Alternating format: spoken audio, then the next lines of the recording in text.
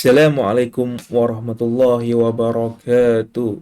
Innalhamdalillah nahmaduhu wa nasta'inuhu wa nastaghfiruh wa na'udzu billahi min syururi anfusina wa min sayyiati a'malina. May yahdihillahu fala mudhillalah wa man yudlil fala hadiyalah. Asyhadu an la ilaha illallah wa asyhadu anna Muhammadan abduhu wa rasuluh amma ba'd. Bismillahirrahmanirrahim. Berjumpa kita sekali lagi dengan saya Muhammad Fauzi Ahad.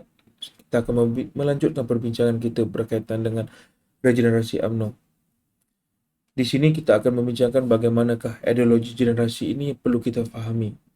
Kesukaran kita berkomunikasi dengan generasi-generasi yang hari ini mendominasi kepimpinan tertinggi UMNO, iaitu daripada generasi baby boomers kepada kita generasi milenial, generasi Z. Sepertinya sukar untuk kita fahami bahasa-bahasa yang digunakan oleh baby boomers. Ini adalah berlaku secara natural kerana inilah berbeza pemikiran dan juga pandangan setiap generasi itu. Mari kita lihat generasi sebelum kita, baby boomers dan sebahagian generasi X. Mereka hidup dalam keadaan di mana mereka memikirkan bagaimanakah peluang pekerjaan perlu diciptakan. Sewaktu itu negara selepas merdeka, negara sedang dibangunkan, negara sedang dimajukan. Peluang-peluang pekerjaan ataupun pekerjaan yang ingin diberikan kepada rakyat itu menjadi dasar-dasar perjuangan mereka. Hari ini perkara itu semakin berbeza. Generasi kami, generasi milenial, generasi Z, kita bukan saja melihat kepada peluang-peluang pekerjaan, malah kita melihat kualiti pekerjaan itu. Telah wujud sebuah ideologi, sebuah pemikiran bagaimana perlu ada work-life balance, bahawa perlu ada pekerjaan dan juga kehidupan yang balance, yang seimbang. Tidak lagi boleh ada sebuah pekerjaan, tidak boleh lagi sesuatu individu itu hanya memikirkan pekerjaan sehingga kan kehidupan peribadinya tidak teratur. Di sini berbezanya penglihatan dan pemikiran daripada segi sudut pekerjaan. Selain itu, hari ini generasi-generasi kita, generasi milenial, generasi Z, dan saya percaya sebahagian generasi X yang telah mempunyai anak generasi Z hari ini telah mengalami sebuah paradigma yang berbeza. Jika dahulu kita hanya mampu menggunakan komputer pada umur kita selepas kita pergi ke sekolah menengah. Di sekolah menengah barulah kita mengetahui dan dapat melihat bagaimanakah komputer, kerana kebanyakan di sekolah menengah akan ada lab-lab komputer. Tetapi hari ini perkara ini sudah berubah. Hampir semua rumah yang ada di Malaysia ini mempunyai komputer ataupun mempunyai laptop. Anak-anak kita seumuran kurang daripada 7 tahun juga telah memiliki gadget-gadget, telefon, tab dan sebagainya. Ini adalah perkembangan teknologi yang di mana generasi baby boomers juga mungkin tidak mempunyai skill penggunaan gadget-gadget ini berbanding generasi Z itu sendiri. Ini bukanlah sebuah perkara yang kita ingin menyalahkan. Ini bukan perkara ataupun ada salah di mana-mana. Inilah perkembangan teknologi, perkembangan zaman. Sebahagian baby boomers yang cuba mempelajari teknologi hari ini, mereka akan dapat pelajari.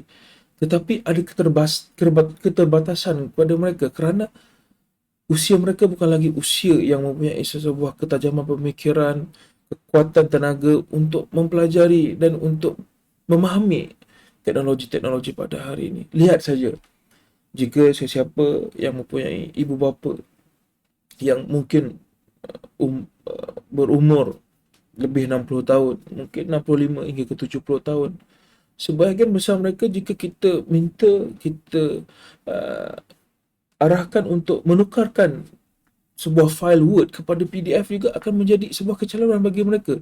Sedangkan bagi generasi kita, generasi X, generasi Y, generasi Z, generasi milenial, perkara ini adalah perkara biasa kerana itulah yang kita dapat lakukan setiap hari. Perkara ini kita harus fahami bagaimana apabila kita generasi X, milenial dan Z memberikan sebuah pandangan dan pemikiran. Ini mengambil masa untuk generasi baby boomers itu untuk mencerna dengan baik. Inilah yang berlaku, inilah sebenarnya masalah di dalam UMNO itu. Apabila terlalu ramai majoriti kepimpinan bukan daripada generasi X, Y, millennial dan Z, akhirnya aspirasi yang kita ingin sampaikan itu sepertinya ada keterbatasan komunikasi yang di mana kemungkinan mereka tidak dapat menjiwai apa yang kita inginkan. Seperti saya sampaikan, ini bukanlah kesilapan dan kesalahan mana-mana pemimpin atau mana-mana pihak. Ini berlaku secara natural, ini berlaku secara semula jadi, tetapi disebabkan apabila jurang generasi itu terlalu besar di dalam UMNO, akhirnya apa yang terjadi adalah seperti yang kita lihat pada hari ini. Ideologi generasi ini akan berbeza-beza.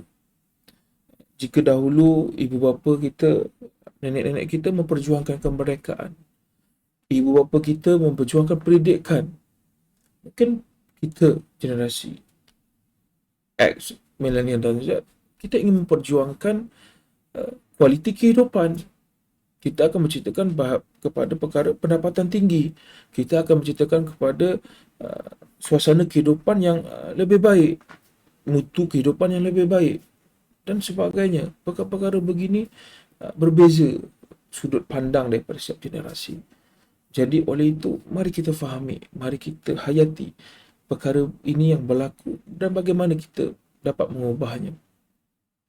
Seperti saya sampaikan, bagaimana ideologi saya berkaitan dengan meregenerasikan UMNO ini perlu bermula dengan kita, generasi X, Y dan Z, untuk ikut serta di dalam setiap persidangan-persidangan di peringkat yang paling bawah. Kerana UMNO merupakan sebuah parti akar umbi. UMNO datang daripada akarnya naik ke atas. Jika kita melihat bahawa dengan kita memotong kepimpinan di atas ataupun memotong pucuk pokok di atas, pucuk baru akan tumbuh daripada akar yang sama.